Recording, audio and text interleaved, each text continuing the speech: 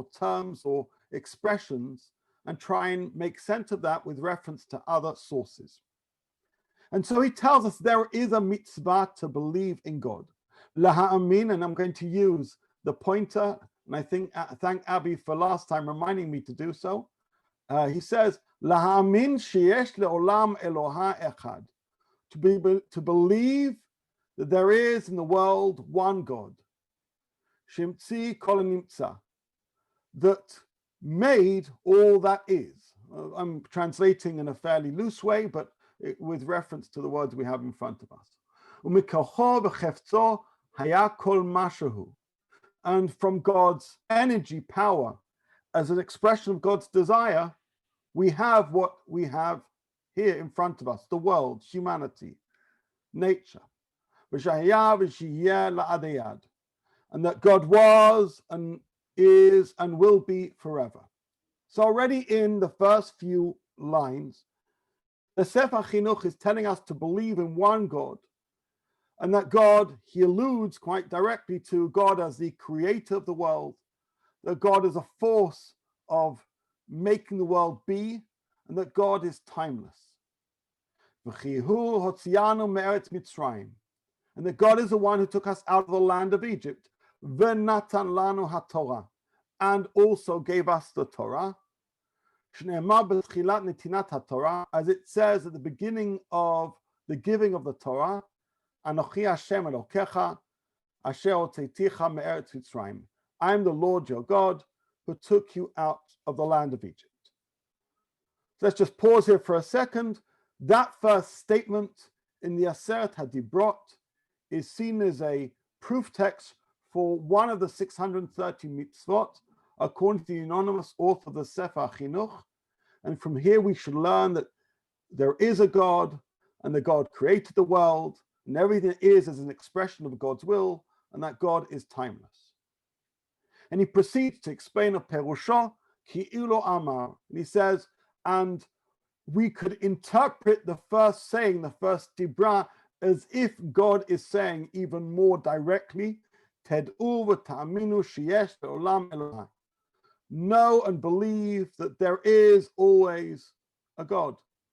Ki milat anochi toreh ala mitziut. Because the word I describes that reality. V'asher amar asher hotzeiticha. And by virtue of referencing him taking us out of the land of Egypt, Lamash lo yifte levavchem lakachat inyan tzetchem me'avdut Mitzrayim makot Mitzrayim derech mikre. It is to say, don't view the whole Exodus story as being one of chance, of accident, of mikre, of randomness. Ela de'u she'anochi hu she'tzeti etchem bechefet ubashgacha kumo she'evtiach la'avoteinu Avraham Yitzchak Yaakov. Know that it's me. I promised your ancestors I'd do this, and it was me, God, who did so. Now we're going to go on in just a second, but if you recall the way the Sefer Hachinuch is structured, he tells us the mitzvah and talks about the roots or the suggested explanations or rationale for the mitzvah, and then the dinah mitzvah, the laws, and to whom it applies. So this is his headline.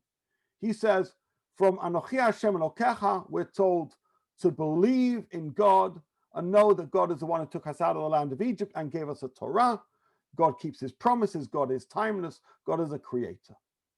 Any quick thoughts before we proceed? You can, feel free to unmute yourself or in the chat box. Okay, I can't see any chat box and I can't hear anybody, so I'm going to proceed. He continues and he says, Shoresh mitzvazu. What is the root of this mitzvah? It doesn't really need elucidation. The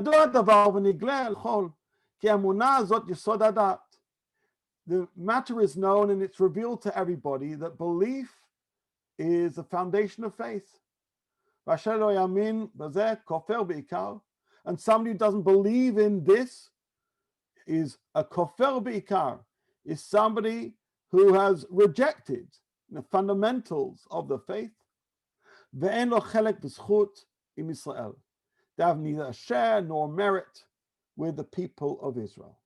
Such a person is severing their ties with the belief of the Jewish people.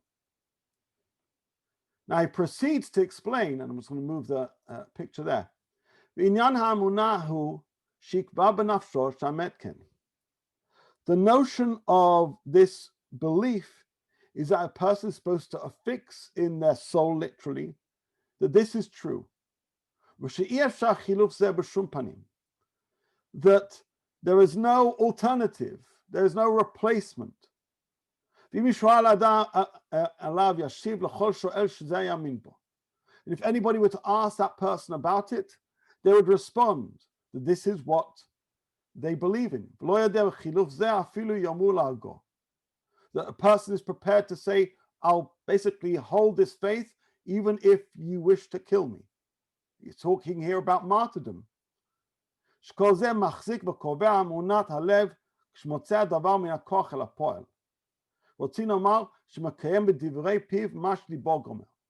That is, a person's got to be prepared to say out loud what their heart feels.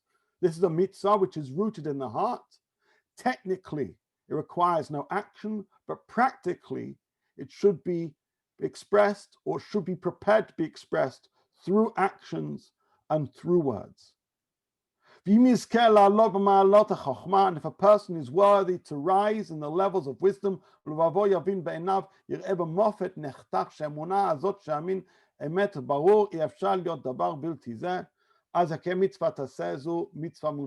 basically he says, the more you think, the more you learn, the more you dwell in the realm of wisdom, the more this becomes a compelling truth, the more this becomes clear to your mind. And this level of faith in God is really a mitzvah mubchar. Shall we say, it's like a hiddur of the basic faith in God. You're supposed to basically have faith in God, and the more you learn, the more your faith in God is enriched. I have a question. With pleasure. It says, Anochi Hashem Elokecha asher hotzeiticha me'eretz Mitzrayim. Yeah. So why tie the Anochi Hashem Elokecha to the Hotzah Mitzrayim? I mean, one would think after everything that comes afterwards that the belief in Hashem, the emunah in Hashem, is not tied to anything in particular. It's not just because He took you out of Egypt, right? I mean, since we're discussing now Parshat Lech Lecha, you would imagine it was something that came before that. So you know what?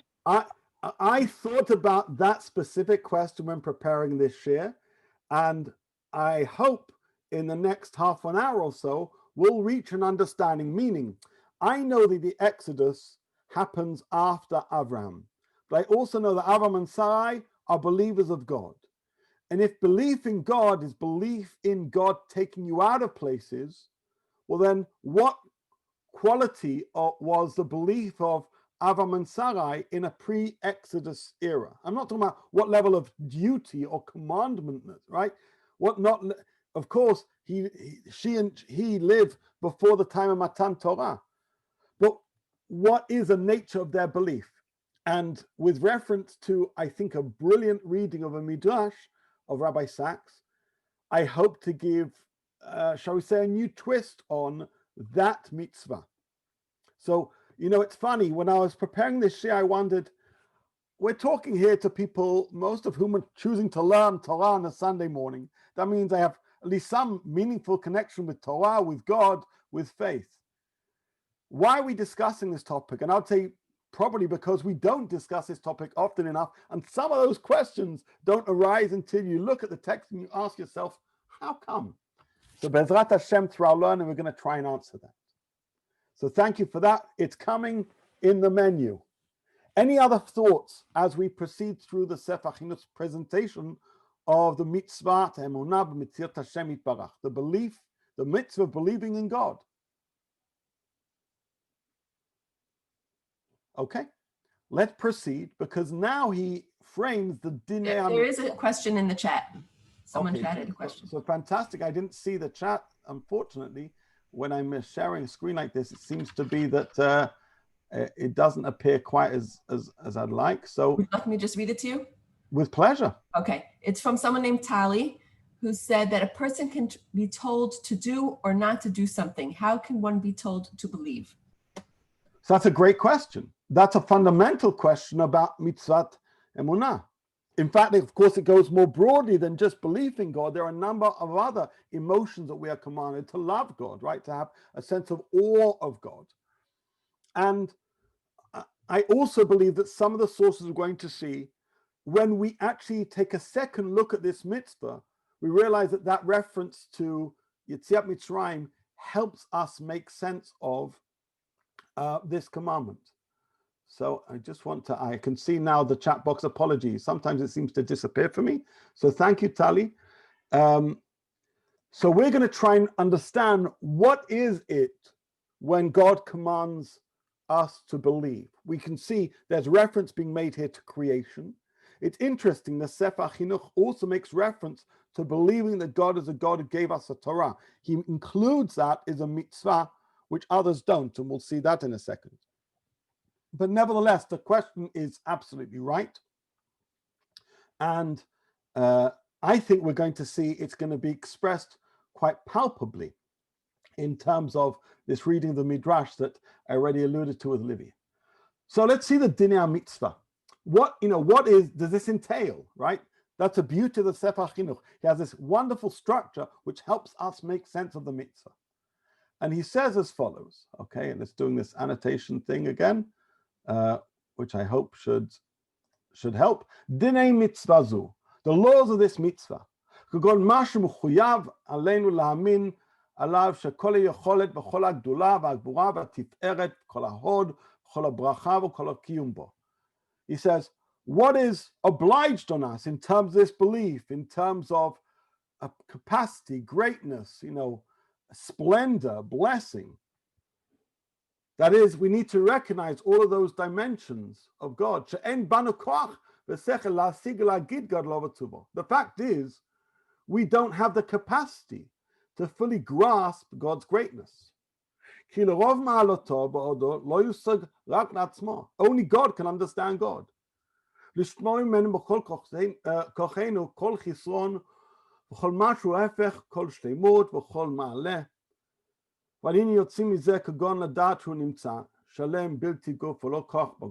let's just summarize.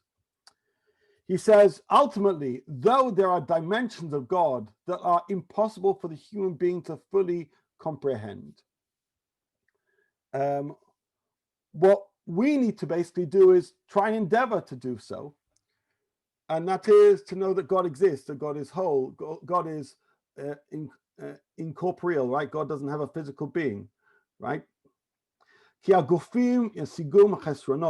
every time you ascribe either physical qualities to God, that will lead to misunderstandings of God.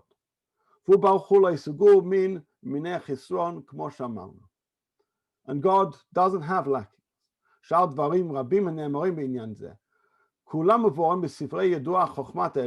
He says, and all of these things, which he's only touching upon, he says, are discussed in books relating to the wisdom of God, right? The greatness of God. Whoever studies these books, then all the better. And there's allusions basically to the Rambam and other works who discuss these in greater detail, more in the Nevuchim and Yesodei Torah. The Sefer Hachinuch continues to tell us, this mitzvah applies everywhere and at all times, to men and to women. He says, and somebody who transgresses this has no share or merit with the people of Israel, as we have said. This is one of these mitzvot which doesn't have a fixed time. Because all the days of a person, somebody has to be liyot, to be, or as some people have translated, lichyot, to live with machshavazu, this mindset. Now, when I look at the Sefer Hachinuch, he is being philosophical, but only up to a point. You can see he's trying to give us a sense of the mitzvah, scope of the mitzvah, but he's not trying to provide a whole philosophical treatise. This is a book that he wrote for his sons and his friends. He's trying to write it in a manner which is accessible. So he deals here with the headlines of God. He deals here with the headlines of belief. He makes reference to the limitation of the human capacity to understand God. And he emphasizes this as a duty. Now, what we're going to now do is try and understand the Sefer Hachinuch's presentation with respect to others who've dabbled with this mitzvah, others who speak about the mitzvah of belief in God. Now, the truth is we could spend at least a few hours on this question, comparing the Sefer Hachinuch's presentation to the Rambams, and many of the Sfarim that I looked through over the last few days do precisely that. What I want to do is to give you a brief summary while pointing out something of significance. But before we do so, I want to raise a question, and it's actually a question raised by Chasdai Kreskas, right, 14th century philosopher. And he raises a major question, which is why there's so much discussion about the mitzvah of believing in God. So here's the question. What is the philosophical problem with being commanded to believe in the one who is commanding? Let's see how we're doing on a Sunday morning. Is there something? Sorry? Basically, he's an, as they say in Israel, who interessant. I mean, he's got an interest in this. That's true. There is a bias, shall we say, or shall we say, there is a vested interest in making the people you're commanding to believe in you. But there is something even more philosophically problematic about being commanded to believe when the one is commanding, which is anybody? I can see there's a chat. Oh, my chat is working. It was. One sec. Where's it gone? It reminds me of if you have to vote on the bill to know what's in it. It's sort of presupposing you accept me, so therefore you have to believe in me. So I also agree that there is the problem of the certain ambiguity, shall we say, believe in me, God's telling this to the Jewish people, and the question is, what is that all about? I see Charlotte's question, no choice. Anybody else? I mean, I'm going to point out the issue, which some of you may well say, oh, of course, and others you may say, that's not a problem at all. The whole issue is, I can't buy into a system of being commanded by somebody unless I already believe in them. The notion of being commanded pre-requires me to believe in the commander. And here the commander is saying, you need to believe in me. The only way I'd be listening to you in the first place is if I did. You see that philosophical question? That it's somewhat strange to be commanded to believe in the one who is commanding, because by virtue of me caring what they say, I've already bought in to my faith. Yeah, but it's very difficult, because the question is, what does believe mean? I mean, we are commanded to do things, to wear masks, to not see our children. Do we necessarily believe in, I don't know, I mean, I don't want to get political or anything, but do we believe in the powers that be? I'm not sure it's a question of belief. It's a question of buying into some kind of, order, but not necessarily belief. I think belief. That the whole issue, by the way, is what is the word emunah, which we're going to get to as well. Exactly. I'm translating it because that's how we often translate the word emunah. Nevertheless, I accept that English term is a little bit wishy-washy for what the Sefer Hachinuch and others describe. Nevertheless, I raise this philosophical question, which is, how can I be commanded to believe in somebody, or to have faith in somebody, or to have faith in a being, right? Without already having pre-committed myself to that being? That's a question of Chasdai Kreskas. And as a result of that, numerous commentaries don't list Anochi Hashem Elokecha as a mitzvah. It's a statement. Can I? God is saying something rather than commanding something, because the only way I would care about what God says is I've already pre-committed to heeding the commandments of God. Sorry, somebody else wants to say something. Yeah, I wanted to say, I agree with what she just said. And I think that the last several months, which seem to have been like several years, have shown us that belief and truth are not the same thing to everybody. Like, I think we've all gotten quite, I know I have quite a slap in the face of reality that what's truth to one person isn't truth to somebody else, and this whole idea of false news and making it very hard to believe what anybody says. How do you know that?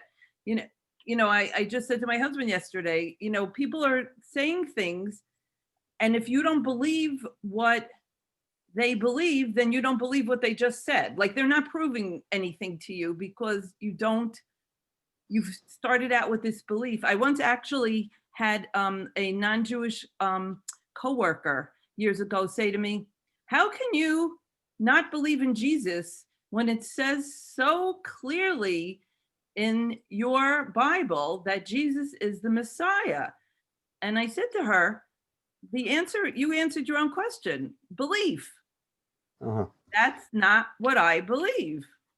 So Abby, I think we're conflating two things, but I do want to thank you because in a few moments we're going to segue to understand, if you believe in a higher being, right, what qualities of that higher being need to exist for me to presume that what that higher being is saying is truth.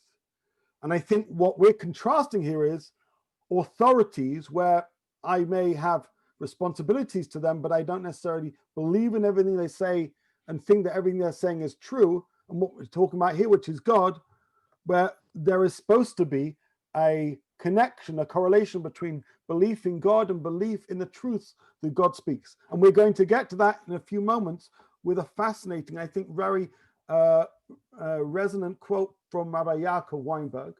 I saw that Elle wants to ask a question. I want to answer your question because Kreskis is from Mallorca, and in that time, where I know that place, that island, and we had property there. I lived there, and I learned there at the university, and I know that Kreskis at that time. There was a terrible, terrible inquisition in Mallorca, and it could be, I'm not sure.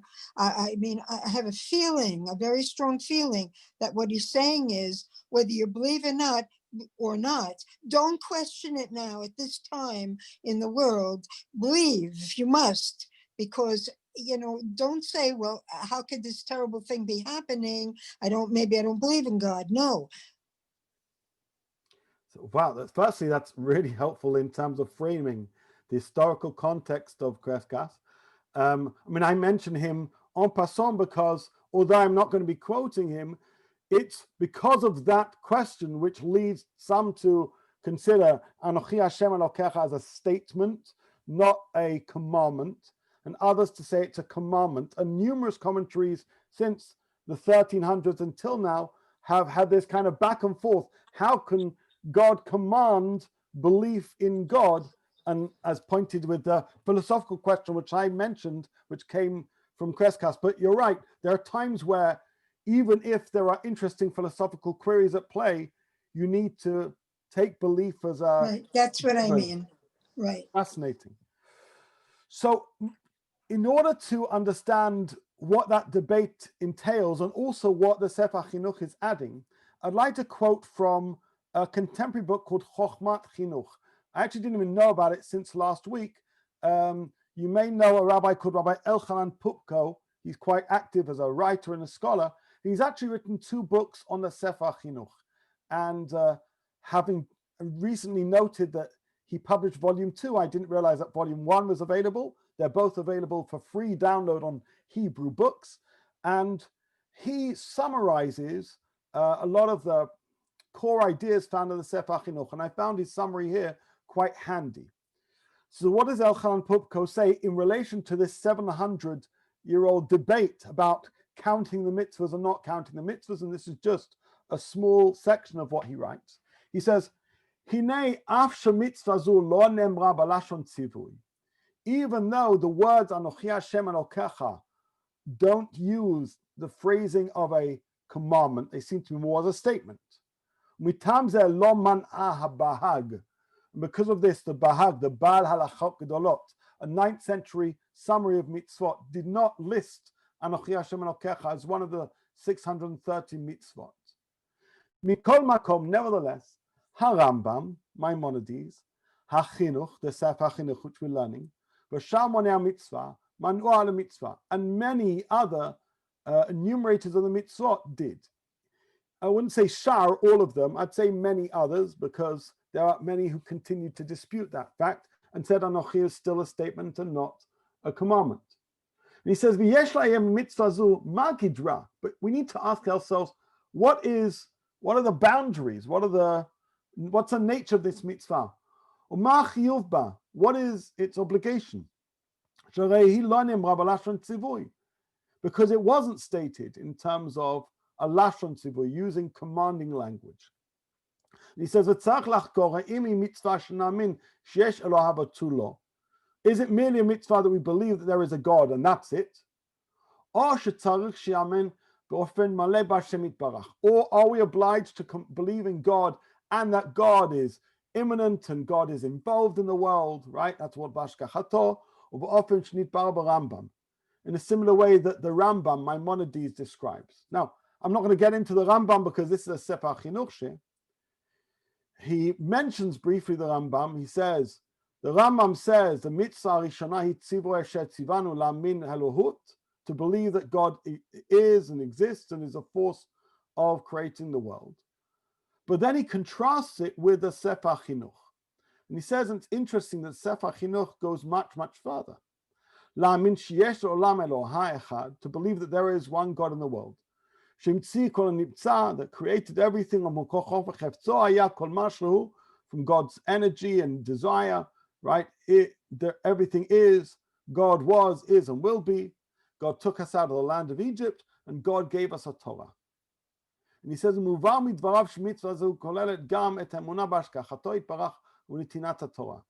way the Sefer Hachinuch frames it is that we need to believe in God as being involved in our lives, as expressed by the exodus from Egypt, but also that God gives us a Torah.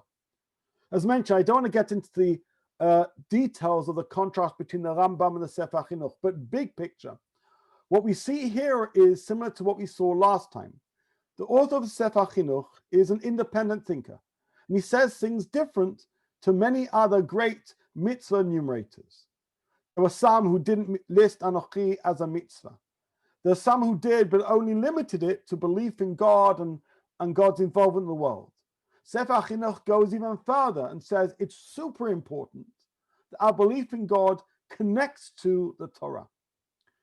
And what I want to now do is explain why that's the case, and then start addressing Abby's point and others that we discussed earlier on. So here the question is, what is the connection between believing in God and believing that God gave us the Torah?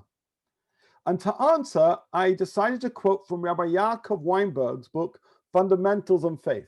Now, as it happens, he's writing a commentary on the Rambam Sefer, so the Rambam's Yud Gimel Ikra Emunah.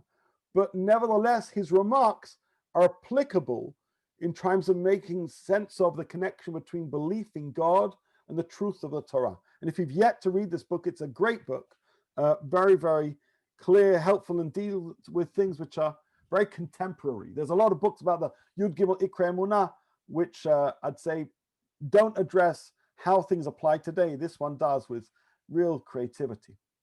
And what does Rabbi Weinberg say? The reason why an appreciation of God's absolute, sorry, I just can't see that because there's something covering my screen there. The reason why an appreciation of God's absolute existence and of creation's absolute contingency is so important is that only through his absolute existence can there exist an absolute truth. If the creator were not absolute but dependent upon something else, he could not claim absolute truth. Instead, only truth based on the creator's source could exist as absolute. Now, this may all seem to be obvious, but this helps make sense of the connection that the Sefer Hachinuch makes between belief in God and the giving of the Torah. The Torah's truth depends upon its being a derivative of the absolute being. If one is not aware of the Almighty's absoluteness, then a Torah with absolute values cannot exist for him, cannot bind him. Instead, a Torah with concepts relative to one situation would exist. Concepts of good and evil can only be absolute when derived from an absolute source. Now, what he's saying, and I'm not going to read it all here, I encourage you to read it all because I think it's fascinating.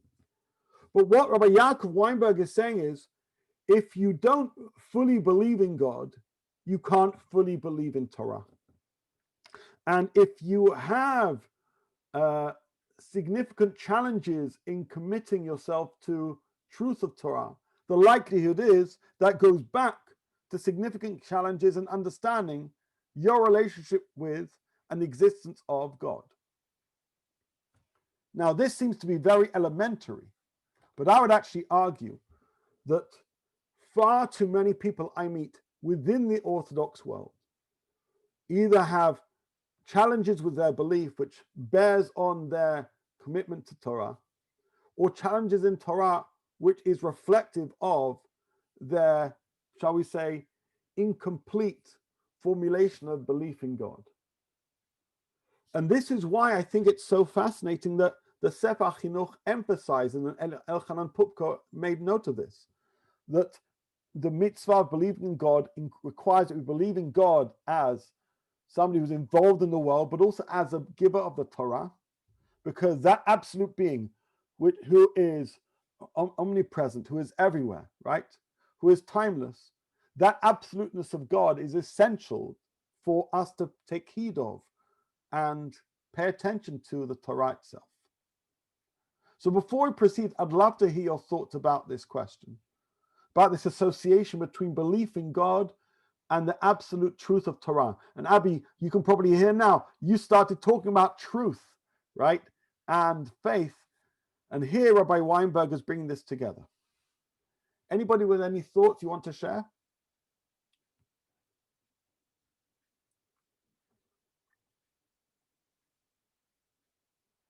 Yes, I'd like to share a thought, if I may. With pleasure. To answer the lady's question earlier, who asked by the Christian, my one sentence answer is, the suffering servant is Israel. That's how we understand it, yes. Right, so if when the Christian bothers you, just say, the suffering servant is Israel. And don't say anything more, it's enough. So I appreciate that. The truth is, I actually give a course on Jewish-Christian relations the last 2,000 years. I think there's a lot to learn about. Right. But in relation here to this question of faith in God and truth of Torah for us, obviously this is speaking to Israel, to the people of Israel. And that's why, by the way, the Sefer Hachinuch says somebody who fails to do so doesn't have a share of merit with Israel. That is, God has expectations of non-Jews in terms of their belief in God, but God has particular expectations of the Jewish people in light of the Exodus experience, in light of the Torah. What Rabbi Weinberg is doing is emphasizing that this absoluteness of being leads to an absolute truth of Torah. So any further thoughts on that particular point? Well, I think that the way he expresses this connection between emunah and Torah is very beautifully put, very succinct and but it's actually quite frightening because I've had 5 children go through through not talk of my education, which mamash lokeh b'chaser in South Africa in those years, but my children all went to school here. The whole idea of emunah is not taught, it's not discussed, because it's such a difficult thing, I think. I mean, perhaps in older children, one of my sons-in-law teaches emunah, but it's a very difficult concept, emunah. So it's actually a bit frightening to think that, well, maybe I don't have a full emunah, but I still do keep all the mitzvot. Mm-hmm. It's a very difficult thing. So I appreciate the honesty. And by the way, that's exactly what these classes are about, sharing honestly about things that are important. Actually, this is a great segue to our next piece, because our next piece is a response to the frightening fact that most people don't think enough of, and certainly aren't taught enough about emunah. And this requires not just a reframing like we see here from the Sefer Hachinuch and from Rabbi Yaakov Weinberg, where there's a connection between belief in God and belief in Torah, but a wider conversation, which I already mentioned in response to a question about the connection with the Exodus story and what it means to believe in God. So just before we get to that, are there any further questions? Okay, I have a question. sure. With everything that's said, how do you know would someone know if you're violating it, if you're not keeping the mitzvah? It would, it wouldn't be apparent in any behavior. I think that's an excellent point. I think it kind of is, and I think it's kind of alluded to by the Sefer Hachinuch. Do you remember? He says ultimately, though this is a mitzvah, which is really something internal, the Minchat Chinuch, which is a commentary on the Sefer Hachinuch, also points this out. He also speaks of the preparedness to say out loud with absolute conviction that this is what you believe, the preparedness of giving one's life for this core belief. So it's on a day-to-day basis. You're right, when not dealing with that kind of extreme situation, it's kind of hard to know. But what we should be prepared to do is, if challenged, be able to respond with confidence. And what I do know, and this is not a critique on any particular place, is that a lot of Jews, a lot of observant Jews, don't feel that they can respond with confidence. And this highlights a misunderstanding. And so we're kind of working through things, and we're saying Rabbi Weinberg is telling us something significant, which I think the more you understand the connection between faith in God and faith in Torah, the better you can build a picture of what it means to be an observant Jew. And as we're going to see next from Rabbi Sachs, the more you reflect on the notion of the historic interventions of God, the more you can learn about what it means to be a believing Jew. So we're going to see that expressed in just a few moments. Any further thoughts before we move? I think you're going to really enjoy the next piece. Okay, if that's the case, I want to introduce you to a book that some of you may well have, may have read many times, called Radical Then, Radical Now, which is a book written by Rabbi Sachs, who was unfortunately unwell, and we very much wish him well, in 2000. By the way, in America, it was called A Letter in the Scroll because the word radical was understood to be literally too radical. They just changed the title, but it's the same book. So if you have A Letter in the Scroll, it's the same book. But the English version was Radical Then, Radical Now. And Rabbi Sachs begins the book by basically saying the very fact that some Jews don't quite know how to formulate their belief in God or Torah, they're not quite clear what it means to be Jewish, is problematic. And the point of this book is to tell the Jewish story and help Jews make sense of their belief, of their belonging, of their identity. And the genius of Rabbi Sachs is that he writes in a way that's accessible to all, but when you pay attention to how he writes, he is saying very profound things that even the most sophisticated of Jewish thinkers perhaps had not paid attention to. And that's exactly what I want to do. I want to walk you through a few pages from his book and help make sense of this idea and hopefully make sense of the mitzvah of Emunah B'Hashem. And in so doing, we're going to connect it to one of the reasons we're talking about this mitzvah, which is the story of Avram and Sarai, because we're coming up to Parashat Lech Lecha. And I'm going to read, but I'm happy if somebody else wants to read for a little bit, feel free, just message me and I'll gladly pass on the baton to you as well. So he says, almost 4,000 years ago, the dawn of the history of our people, two people set off on a journey. They didn't know where it would lead. All they knew was that they had heard a voice. And here he quotes the words of commandment that Abraham is told, leave your land, your birthplace, and your father's house, and go to the land I will show you. I'll make you into a great nation. I'll bless you and make you great. You shall become a blessing. I'll bless those who bless you. Those who curse you, I will curse. All the families of the earth will be blessed through you. These are verses we know in Hebrew and English, I hope, quite well. And he says, those are the words, and those were enough to set Abraham and Sarah off on a journey that would eventually change the world. Let's proceed and say, where were they going? What was it they were about to do? They placed they were going, the land of Canaan, later become the land of Israel, was a small country, yeah? The life the couple led had no great public dramas. They longed for a child and eventually had one. They were caught up in the events of their time, famines, local battles, the destruction of the cities of the plain. They were not heroic figures of the kind we find in Greek legends. Abraham was not a king or a warrior. For the most part, he and Sarah lived quietly, far from the arenas of power and fame. In fact, when you consider the context of Lech Lecha, there's a whole bunch of very confusing and problematic things taking place in the world, right? It's not a place you'd want to bring up a frum family, you'd say, basically. You got idolatry, right? Immorality. You got all these great disasters that have taken place. And then you have this couple who don't seem to be, superheroes of sorts. And he goes on to say what was special about them was that they had the courage to be different. They didn't worship the idols of their time, but instead pledged their loyalty to the one God, the creator of heaven and earth, which is our theme. When their neighbors were threatened, they prayed for them and fought for them, but they did not live like their neighbors. They had their own values, right? They kept to the way of God, doing charity and justice. Unlike all around them, they didn't worship nature or power. They didn't believe that the world was simply an arena of the blind and clashing forces. They rejected the myths and pagan practices of their time. As later tradition put it, the whole world was on one side and they were on the other. That's the notion of being an Ivri. Abraham Ivri means me'ever. Abraham and Sarah were across, in a moral sense, from all other people. There were times when their faith was put to the test, but they persevered, staying true to the voice they had heard.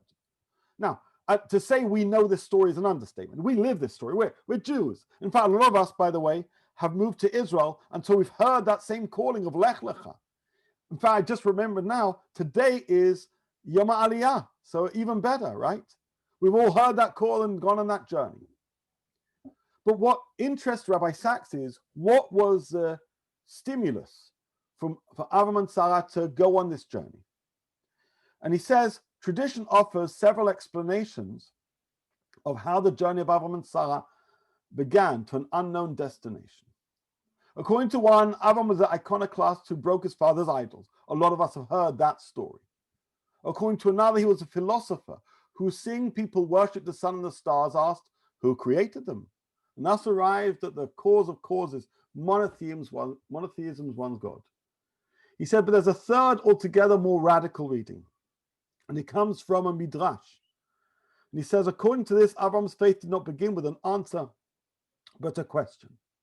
And I'd like us to ponder this midrash, because the way Rabbi Sachs reads it, I think makes complete sense of the mitzvah of belief in God. The way Rabbi Sachs understands what prompted Avram and Sarah to go on that journey, which is not the one that he smashed his father's idols, was not the one he's pondering the stars, but a third midrash. This helps us make sense of the mitzvah to believe in God. Now because we like to learn a little Hebrew, let's see in its original. We'll go back to the English. This is original from Bereshit Rabbah, Parshat Lech Lech. Vayomer Hashem el Avram, Lech lecha me'artzecha. God tells Avram, go out from your hand. Rabbi Yitzchak patach shimi bat uri ve'ti aznecha shechi emech obet avich. Here a quote is brought from Tehillim, which speaks of the need to listen and to see and to pay heed to what's going on. Amar Rabbi Yitzchak mashal le'echad shaya over makom lemakom. Rabbi Yitzchak says, let me tell you a parable, which I believe was a prompt of why Avram and Sarah began this journey. A person is journeying from place to place with bira achad doleket. They see a palace and the palace is on fire. Amar tomar she'abira zu belo manhig. And they ask themselves, could it be that this palace has no owner, has no leader? Hetzitz alav balid bira. What happens? The owner of the palace comes along. Amar lo, ani hu bala bira. He says, I'm the owner of the palace. Kach lefi shaya Abraham Avinu omer, tomar she'olam hazeh belo manhig. So too says the Midrash. Abraham Avinu looks around and he says, could it be that the world has no leader? Hashem speaks to him and says, no, I'm the master of this universe. Right? God says, I'm the master, which is understood to be the prompt of Lech Lecha. This midrash fascinates Rabbi Sachs. And here he quotes it, leave your land, to what is be compared to a man who's traveling from place to place, and he saw the palace on fire. He wonders, is it possible the palace lacks an owner? the owner of the palace looks out and says, I am the owner of the palace. So Avram, our father, said, is it possible the world lacks a ruler? And the Holy One, blessed be he, says, I'm the ruler, the sovereign of the universe. And now Rabbi Sachs tries to interpret the Midrash, or he doesn't try to interpret the Midrash, he interprets it while noting others who did so, but in very different ways. And he says this is a deeply enigmatic passage, so much so that distinguished Jewish thinkers have often misunderstood it. Some people talk about it as being a palace of light rather than a palace of flames. And here Avram was seized by a mystic vision. Others talk about it as being the argument from design, as if to say Avram is saying, wow, the world is so complex, it must have a creator.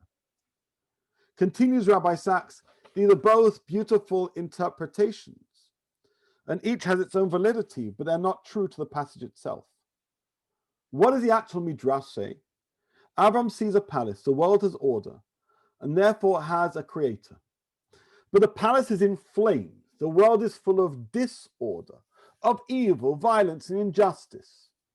Now, no one builds a building and then deserts it. If there is a fire, there must be someone to put it out. The building must have an owner. If so, where is he? That is a question that gives Avram no peace. And this leads Rabbi Sachs to say, with this we arrive at the starting point of Jewish faith. Radical then, radical now. That's the title of his book. Perhaps still not fully understood. Faith is born not in the answer, but in the question. Not in harmony, but in dissonance. If God created the world, then he created mankind. Why does he then allow man to destroy the world? Are we to reconcile the order of nature with the disorder of society? Can God have made the world only to abandon it? Now, can you see? The way Rabbi Sachs reads the Midrash actually makes complete sense. You have this stunning palace, and yet it's on fire. And this is what makes Avram pause to ponder. Of course, it shouldn't be lost on you that there is a parallel between this imagery and the sneh. Moshe is seeing something which is also on fire, asking himself, what is this all about? I think, too, that's what the rabbis of Midrash are trying to portray. Nevertheless, what Rabbi Sachs is trying to tell us is faith is born not in the answer, but in the question of what is to be with the world if there is trouble and problems, and yet there is also a world that is a palace. And he then walks us through, with great clarity, a profound understanding of what it means to believe from a Jewish perspective. And this is written for people who don't understand Judaism so much and people who do. And I find great depth in his words. He says, from time immemorial to the present, there have always been two ways of seeing the world. The first says there is no God. There are contending forces, chance and necessity, the chance that produces variation, the necessity that gives a strong victory over the weak. From this perspective, the evolution of the universe is inexorable and blind. There is no justice, no judgment, listim, listayin, and therefore there is no question. We can know how, but we can never know why. There is no palace, there are only flames. He goes on to say, the second view insists there is God. All that is exists because he made it. All that happens transpires because he willed it. Therefore, all injustice is an illusion. Perhaps the world itself is an illusion. When the innocent suffer, it's to teach them to find faith through suffering, obedience through chastisement, serenity through acceptance, etc., etc. He goes on to say, there is a palace, therefore there are no flames. But now he proceeds, and I want us to ponder very deeply about what he's saying, because I'm about to apply it back to the mitzvah. You may think we've gone far from the Sefer Hachinuch. I believe this is almost pshat in the Sefer Hachinuch. He says, the faith of Abraham begins in the refusal to accept either answer, for both contain a truth. Between them there is a contradiction. The first accepts the reality of evil and the second the reality of God. The first says that if evil exists, God does not exist. The second says if God exists, evil does not. But supposing they are both the palace and the flames. If this is so, and I've interpreted the Midrash correctly, says Rabbi Sachs, then Judaism begins not in wonder that the world is, but in protest that the world is not as it ought to be. It is in that cry, that sacred discontent, that Avram's journey begins. At the heart of reality is a contradiction between order and chaos, the order of creation and the chaos we create. There is no resolution to this conflict at the level of thought. can be resolved only at the level of action, only by making the world other than it is. When things are as they ought to be, then we have reached our destination. But that is not now. It was not for Abraham, nor is it for us. The question was asked, what is it to believe, since belief seems to be disconnected from action? And I think Rabbi Sachs is providing an answer here. Yes, there is a notion of belief, and that is a mitzvah. It's a mitzvah according to the Rambam, it's a mitzvah according to the Sefer Hachinuch. But that belief also has associations in terms of things we do. And what do I mean by things we do? Let's go back. Let's go back to the Sefer Hachinuch. And let's go back to the proof text of the belief in God.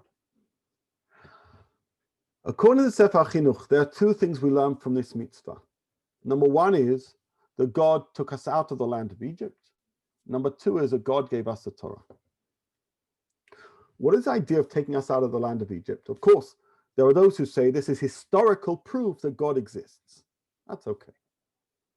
I understand it within the prism of the thinking of Rabbi Sachs. God saw a people who were being oppressed.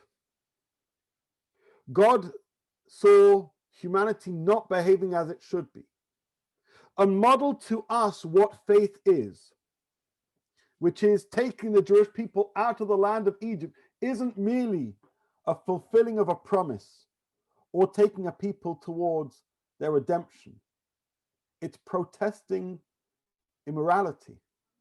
It's standing up against evil. The Sefer Hachinuch tells us belief in God requires that we know that God took us out of the land of Egypt and God gave us a Torah. And in our journey this morning, we've asked ourselves, that's interesting. How come he decides to mention a Torah? And they referred to Rabbi Weinberg, because belief in God surely requires that we believe in the Torah, and belief in absolute God leads us to believe in absolute Torah, and failure of one leads to a misunderstanding of the other. But then we proceeded to reference Rabbi Sachs. And what Rabbi Sachs tells us with reference to the story of Abraham is, who was Abraham and Sarai? They weren't superhuman people, as he says. They heard the call of God in a world which was a mess, in a world where there was immorality, in a world where there was murder, in a world where people misbehaved. And God talks to them, having they recognized that there is a palace, that means there is God, and there are flames, that means there is evil. And Abraham and Sarai look at this and they say, what's the story here? And God speaks to them like in the mashal, the owner of the palace speaks to the observer and says, I'm the owner, but I need you. I need your help. And that's what faith is. Faith isn't merely belief in God who is disconnected from our lives. We saw both the Rambam and the Sefer Hachinuch speak about hashgacha, God's involvement in the world. But God doesn't just want to be involved in the world. God wants us to be involved in the world. And what's the notion of that? That's Torah. That's why the Sefer Hachinuch insists that belief in God is also coupled with belief in Torah, because Torah is a guide to how we can bring more of the values of God into the world. How we can live up to the morals of God while engaging in society. And where is this all derived from? This is derived from the story of the Exodus. God saw a people in trouble.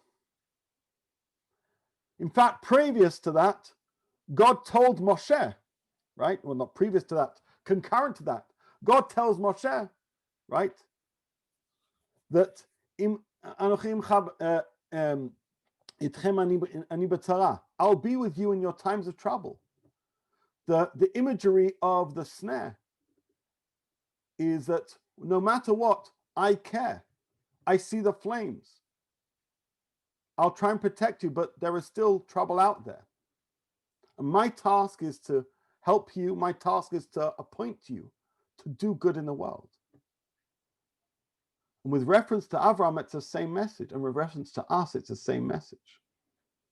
So can you see, and I hope I've been clear here, that the Midrash that Rabbi Sachs quotes is Midrash which brings together the Yetziat Mitzrayim story of the flames and the mission of the Torah, which is a calling, and says that's what belief is. And he refers to Avram, and he says that's how Avram and Sarai began their journey. And he talks to us and he says, and that's how you need to continue it. So I want to pause. We're towards the end of our learning, although we have a few more minutes. Are there any questions you have about my reading of Rabbi Sachs, the Rabbi readings of the Midrash, or the connection between these sources and the Sefer Hachinuch, or how this applies to our lives today?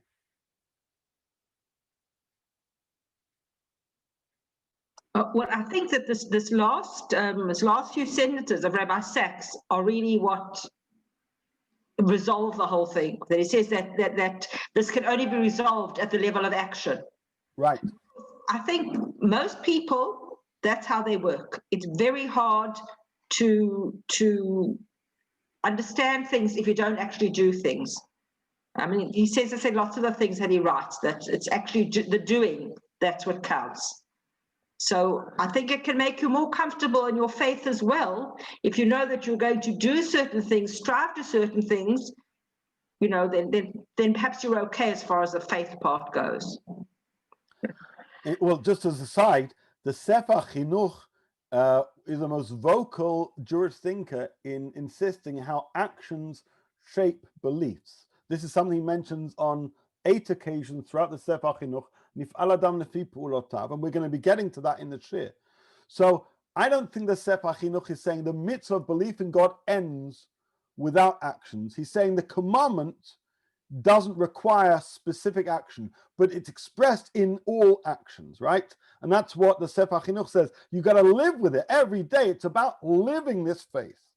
And this is what Rabbi Sachs is emphasizing. It's about living with your faith and being prepared to stand up to situations, stand up to leaders, stand up to injustices, and say, I believe in the absolute truth of Torah.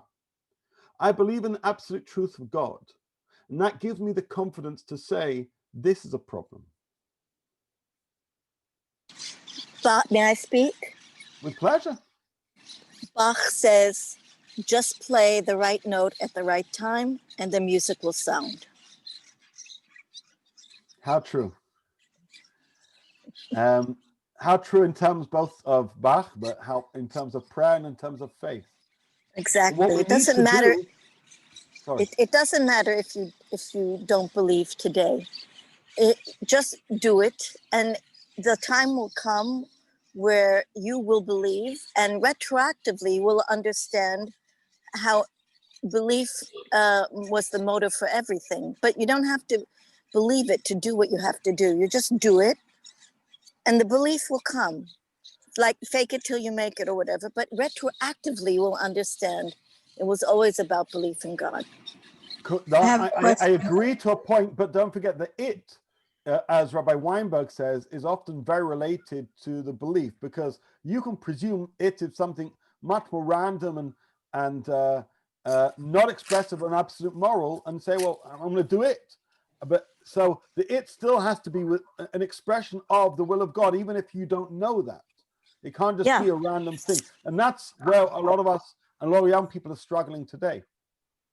Isn't that where we start with our kids when they're babies, with doing? They sing, you know, you teach them Moda'ani, the Shema. Well before they have an opportunity to believe or decide what they believe, you know, it starts with doing.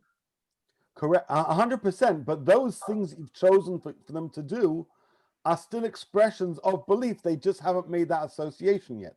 They're not random. I have a question also, if I may. With pleasure. It means that we have to be taught to believe. If we're not taught to believe, how can we believe? That is my question. That comes with the teaching of babies to do. But babies can't be taught to believe, they're taught to do.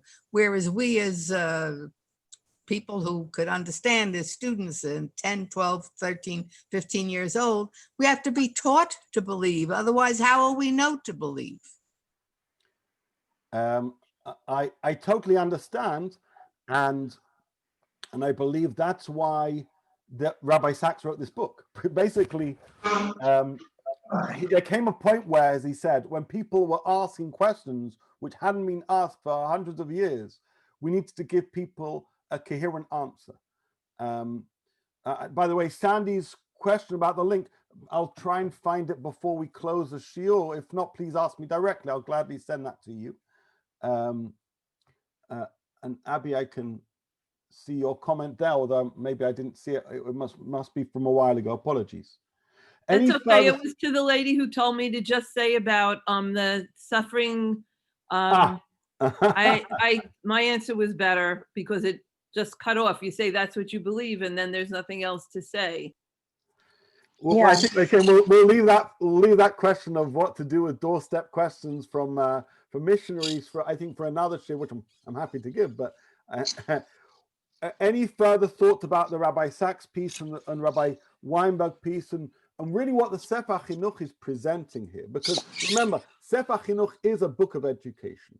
He's not trying to write for the philosophy. He's trying to write to his kid, really, I'd say for people in our generation, for people who perhaps haven't invested many years pondering the kind of philosophical questions which Kreskas points out, but nevertheless, trying to give sense to faith in God. And that requires not just understanding what we can understand of God, understanding what we can't understand of God, recognizing the association between God and Torah and the absoluteness of both, and appreciating that faith is a calling. It's a question, not just an answer. And that question isn't one that we pose to God. It's a question that God poses to us. And that's really what Lech Lecha is about. Lech Lecha is a question God posed to Avram and Sarai and saying, you can see the world's a mess. Are you up for going on a journey to make things a little bit better? And they say yes. And that question is one that God asks each and every one of us. And our task is to recognize the palace that is God. But it's also not to ignore the flames, which is the difficulties in the world. We should be lifted and inspired by God's grandeur. We should also be upset, aggrieved by the injustices, by the evil in the world. And that dissonance should be the engine that drives us. That's an expression of faith. Because everything we do is a response to that question that God is asking us. Our life becomes an answer to that question. Any final thoughts before we wrap up? Now- Just one thought. Yeah. It's okay. Good pleasure. Here. Just one. I really like that outlook and that whole interpretation of the palace and the flames, and it made me think of Holocaust survivors, how some lost their faith completely from the Holocaust and what they went through, and that was because they were seeing only the flames. And some people, despite the horrible, horrible things that we can't even imagine that they went through, they were still able to see the palace despite the flames. And yeah, I think because you often wonder how they kept their emunah, and that's a very good analogy to be able to comprehend. Right. I mean, when you consider it, actually fits into everything. And this is the genius of Rabbi Sachs, who was such a profound thinker. And yet it's in that midrash that you hear Moshe. It's in that midrash you think of people who've gone through those seemingly impossible challenges of history. And yet it's precisely because they don't ignore the flames. They're there, they're licking them. They are being burnt by them, but they also see the palace. And they say, that's going to push me forward. And that's what faith is. It's taking those steps further, knowing that there's a calling, and knowing that whatever we can do to rid the world of even just one extra flame that's doing harm, to extinguish one extra fire which is destroying parts of people's life. That's a work of God as asked of us.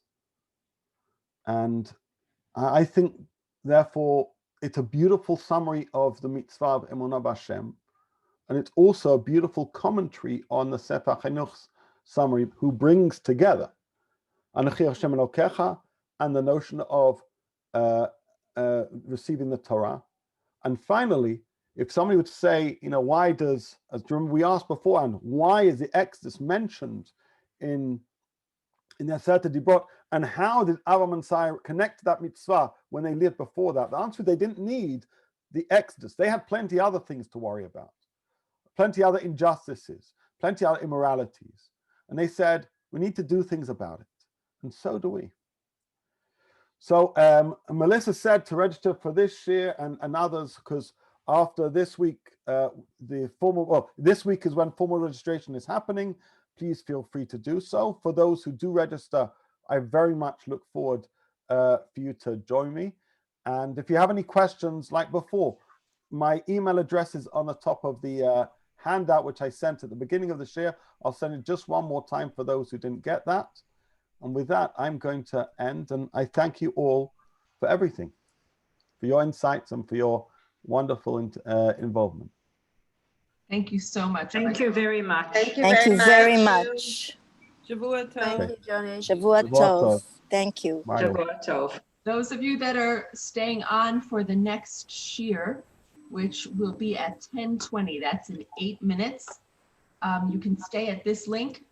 You can just, mute yourselves and walk around and get a drink or whatever, or stay here and chat with each other. But it's at 10:20. We're starting with Rabbi Shani Tarragon on Sefer Yoshua.